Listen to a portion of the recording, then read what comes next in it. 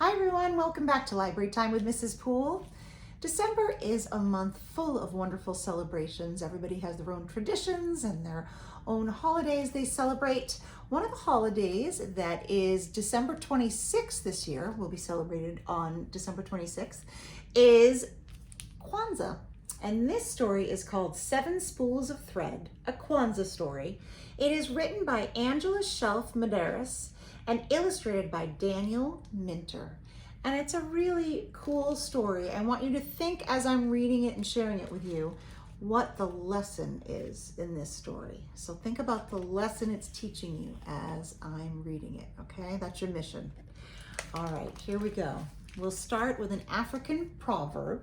It says, "Sticks in a bundle are unbreakable." Sticks in a bundle are unbreakable. What does that mean? Let's read the story and see if we can come back to that at the end and see what it's talking about. All right, here we go. In a small African village in the country of Ghana, there lived an old man and his 7 sons. After the death of his wife, the old man became both father and mother to the boys. The 7 brothers were handsome young men. Their skin was as smooth and dark as the finest mahogany wood. Their limbs were as straight and strong as warriors' spears. But they were a disappointment to their father.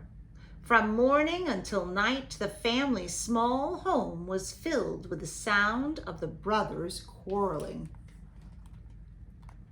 Quarreling is another word for arguing.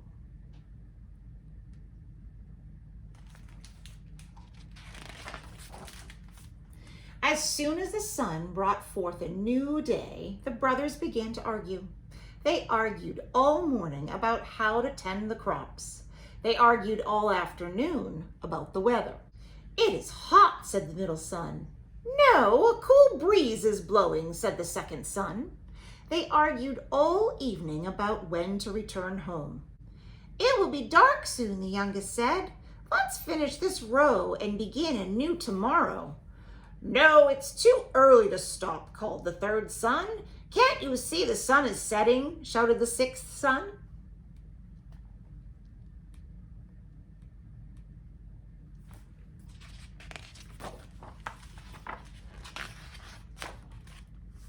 And so it would continue until the moon beamed down and the stars twinkled in the sky.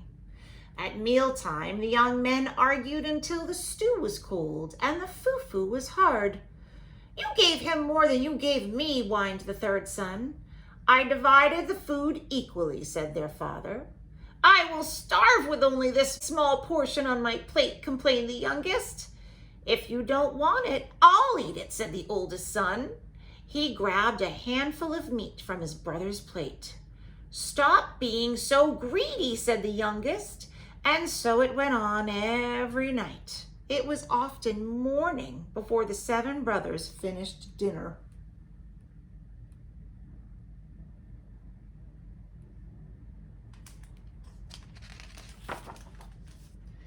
One sad day, the old man died and was buried. At sunrise the next morning, the village chief called the brothers before him. "Your father has left an inheritance," said the chief. The brothers whispered excitedly among themselves. "I know my father left everything to me because I am the oldest son," said the oldest.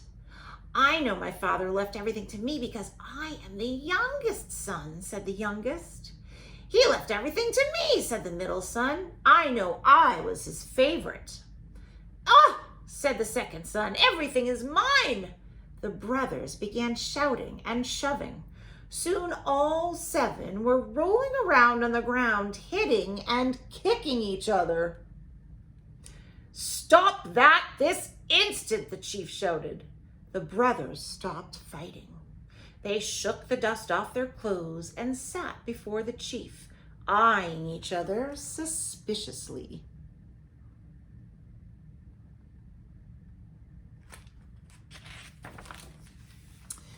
Your father has decreed that all of his property and possessions will be divided among you equally, said the chief.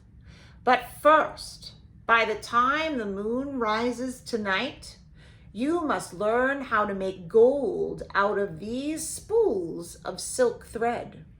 If you do not, you will be turned out of your home as beggars. The oldest brother received blue thread. The next brother red. The next yellow. The middle son was given orange thread. The next green, the next black, and the youngest son received white thread. For once, the brothers were speechless.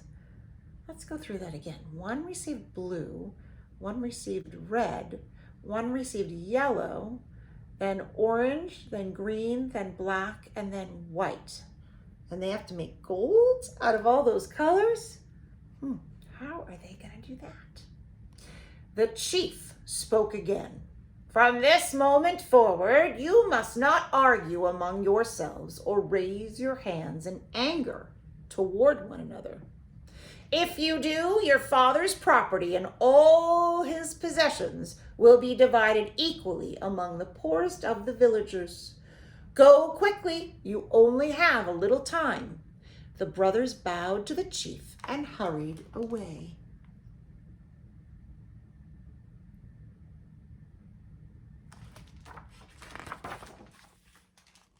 When the 7 Ashanti brothers arrived at their farm, something unusual happened.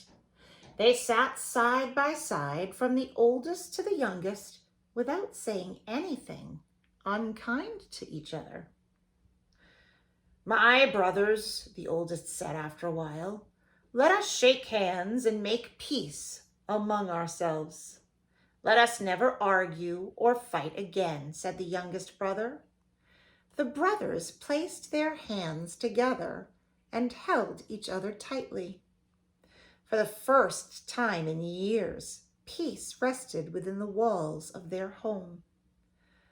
My brothers, said the third son quietly, surely our father would not turn us into the world as beggars. I agree, said the middle son. I do not believe our father would have given us the task of turning thread into gold if it were impossible.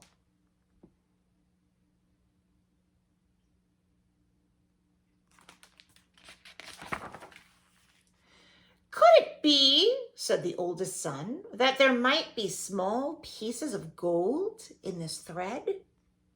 The sun beamed hotly overhead. Yellow streams of light crept inside the hut. Each brother held up his spool of thread. The beautiful colors sparkled in the sunlight, but there were no nuggets of gold in these spools. I am afraid not, my brother, said the sixth son, but that was a good idea. Thank you, my brother, said the oldest.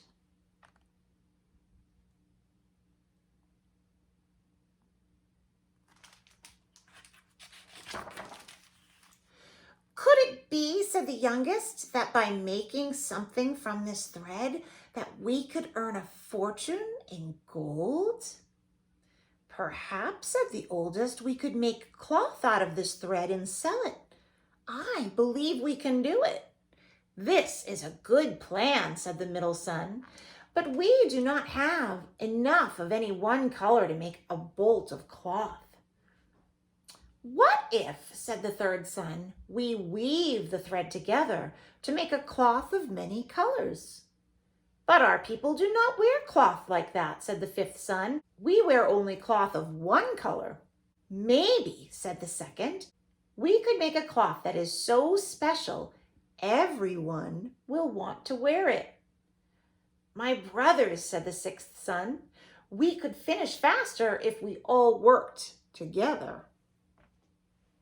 Remember that line, if we all worked together. I know we can succeed, said the middle son. The 7 Ashanti brothers went to work. Together, they cut the wood to make a loom. The younger brothers held the pieces together while the older brothers assembled the loom.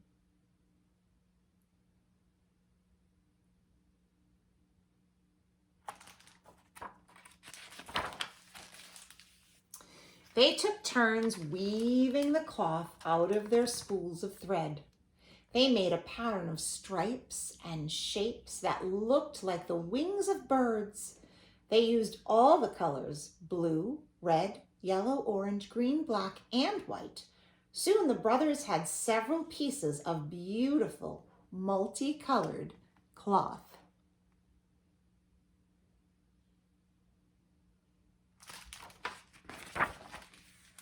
When the cloth was finished, the 7 brothers took turns neatly folding the brightly colored fabric. Then they placed it into 7 baskets and put the baskets on their heads. The brothers formed a line from the oldest to the youngest and began the journey to the village. The sun slowly made a golden path across the sky. The brothers hurried down the long, dusty road as quickly as they could.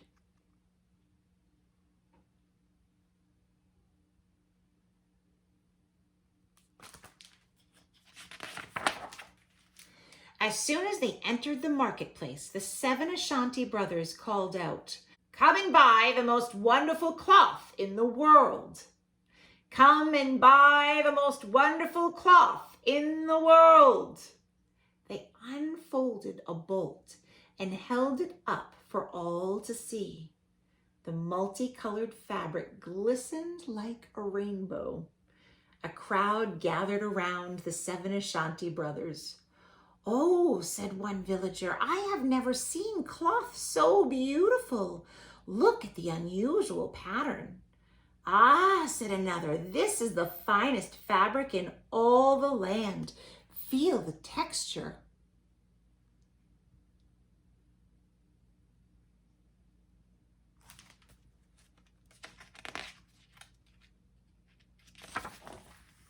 The brothers smiled proudly. Suddenly, a man dressed in magnificent robes pushed his way to the front of the crowd. Everyone stepped back respectfully. It was the king's treasurer. He rubbed the cloth between the palms of his hands, then he held it up to the sunlight. "What a thing of beauty," he said, fingering the material. "This cloth will make a wonderful gift for the king. I must have all of it."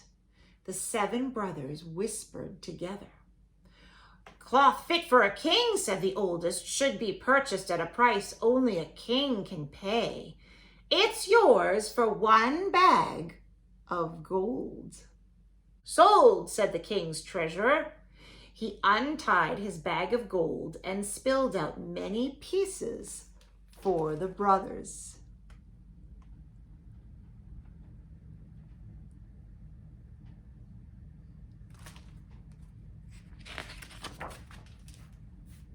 The 7 Ashanti brothers ran out of the marketplace and back down the road to their village. A shining silver moon began to creep up in the sky. Panting and dripping with sweat, the brothers threw themselves before the chief's hut. "Oh, chief," said the oldest, "we have turned the thread into gold." The chief came out of his hut and sat upon a stool. The oldest brother poured the gold out onto the ground. "Have you argued or fought today?" asked the chief. "No, my chief," said the youngest. "We have been too busy working together to argue or fight." "Then you have learned the lesson your father sought to teach you," said the chief. "All that he had is now yours." The older brother smiled happily, but the youngest son looked sad. "What about the poor people in the village?" he asked. "We receive an inheritance, but what will they do?"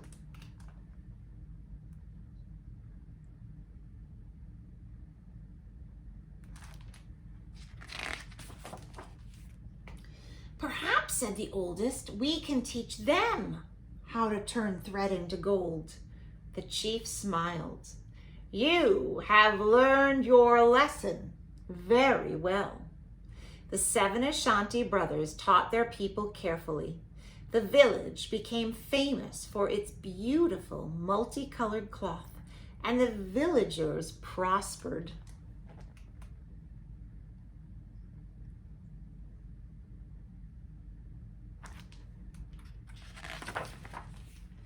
From that day until this, the 7 Ashanti brothers have worked together farming the land. And they have worked peacefully in honor of their father.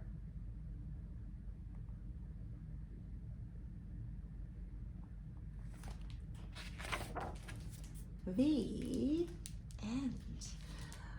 You know how sometimes I tell you there's things that are special at the end of a book. This one right here shows you how to weave a cloth and actually shows you the directions on how to weave cloth to make a belt, which is pretty cool. And all you need are some plastic straws, some yarn, and some scissors. That's pretty cool. It gives you the instructions on how to do it. All right, I told you at the beginning of the book that we were going to come back to the African proverb in the beginning of the book. It says, "Sticks in a bundle are unbreakable." Now, you guys were looking for the lesson in this story. Did you guys figure out why they started the book with that African proverb? Sticks in a bundle are unbreakable. So when they worked together, instead of arguing and fighting and working individually, each on their own, they were a much stronger, more successful group of people, weren't they? They figured out how to use those beautiful colors to make something new and fresh and unusual and turn it into gold. All right, you guys, the end. I hope you enjoyed that story, 7 Spools of Thread. It is a wonderful Kwanzaa story, a wonderful lesson to teach. And I loved how at the end of the story, the youngest brother wasn't just concerned for what they were going to receive, but how they could help others as well. And then they helped the villagers prosper that weren't as lucky as them, and they helped them by teaching them how to make the beautiful woven cloth so that they could also be a success. So I love that. Another random act of kindness, right? All right, everybody, I hope you enjoyed 7 Spools of Thread. Until we meet again, happy holidays and happy reading.